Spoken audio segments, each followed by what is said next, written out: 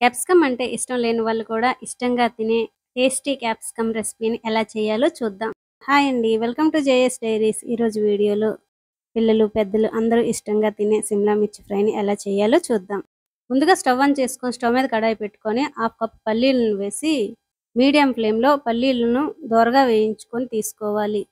అదే కడాయిలో ఒక స్పూన్ జీలకర్ర, 7 ఎండుమిరపకాయలు వేసి 1 నిమిషం పాటు వేయించుకొని పావు కప్పు నువ్వులను వేసి నువ్వులు చిటపటలాడేంత వరకు మిక్స్ చేసుకుంటూ ఫ్రై చేసుకోవాలి. ఇలా ఫ్రై అయ్యాక పావు కప్పు ఎండు కొబ్బరిని వేసి ఇంకో నిమిషం పాటు ఫ్రై చేసుకొని ఒక ప్లేట్లోకి తీసుకొని చల్లార్చుకోవాలి.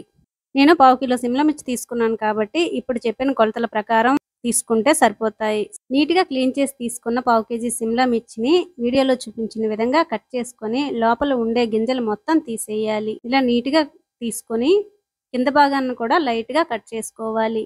ఇలా కట్ చేసి మసాలా పెట్టి ప్లేట్లో పెట్టుకుంటే కదలకుండా కూర్చుంటాయి. కాబట్టి ఇలా లైట్గా కట్ చేసుకొని తీసుకోవాలి.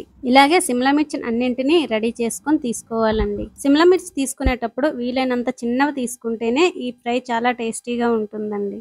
ఈ సిమ్లా మిర్చి నుంచి సపరేట్ చేసిన గింజల్ని దీనిలో వాడమండి. దీనిని పడేయడమే ఇంకా. ఇప్పుడు వేయించుకున్న నువ్వులు, ఎండు కొబ్బరి, ఎండుమిరపకాయలు, జీలకర్రని పొడి చేసి తీసుకోవాలి.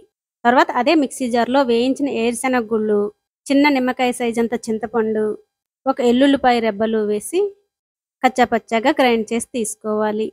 ఇప్పుడు ఒక ప్లేట్ తీసుకొని రెడీ చేసి పెట్టుకున్న పొడులను ఒక్కొక్కటిగా యాడ్ చేసుకోవాలి.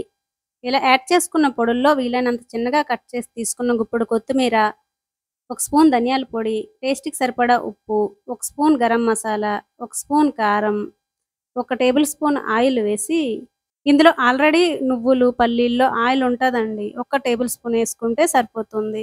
ఈ పొడుల్ని నీట్గా ప్రెస్ చేస్తూ పొడులకి మొత్తానికి ఈ కొత్తిమీర, కారం, మసాలా అంతా పట్టేలా బాగా కలుపుకొని ఇప్పుడు సిమ్లా మిర్చి తీసుకొని ఈ పొడిని సిమ్లా మిర్చి లోపల గ్యాప్ లేకుండా మొత్తం స్పూన్తో ప్రెస్ చేస్తూ నింపేయాలండి.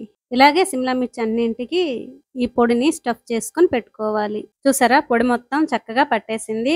1 స్పూనున్నర అలా మిగిలిందండి. ఇది లాస్ట్లో అవసరం అవుతుంది, పక్కన పెట్టుకోవాలి. ఇప్పుడు స్టవ్ ఆన్ చేసుకొని స్టవ్ మీద కడాయి పెట్టుకొని 2 టేబుల్ స్పూన్లు ఆయిల్ వేసుకోవాలి.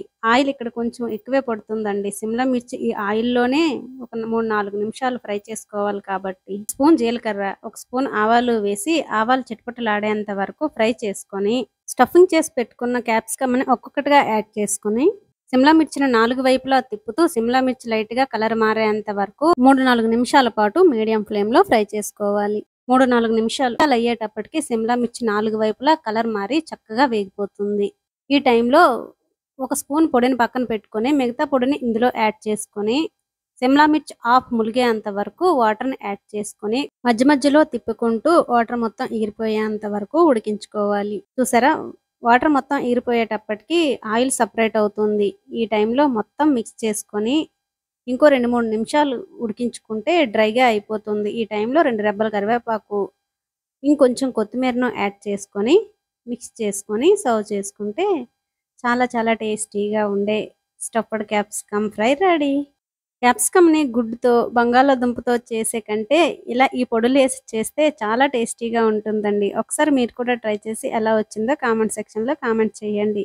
ఇలా ప్లేట్లో సర్వ్ చేసుకొని మనం 1 స్పూన్ పొడిని పక్కన పెట్టుకున్నాం కదండి, ఆ పొడిని ఈ టైంలో వీటిపైన అలా స్ప్రింకిల్ చేసుకొని కొంచెం కొత్తిమీరని యాడ్ చేసుకొని తిన్నారంటే టేస్ట్ మర్చిపోలేరండి. అంత బాగుంటుంది. నచ్చినట్లయితే ఒక లైక్ చేయండి. మరిన్ని రెసిపీస్ కోసం ఛానల్ సబ్స్క్రైబ్ చేసుకొని నోటిఫికేషన్ మిస్ అవ్వకుండా ఉండడం కోసం బెల్ ఐకాన్ క్లిక్ చేయండి. Thank you for watching.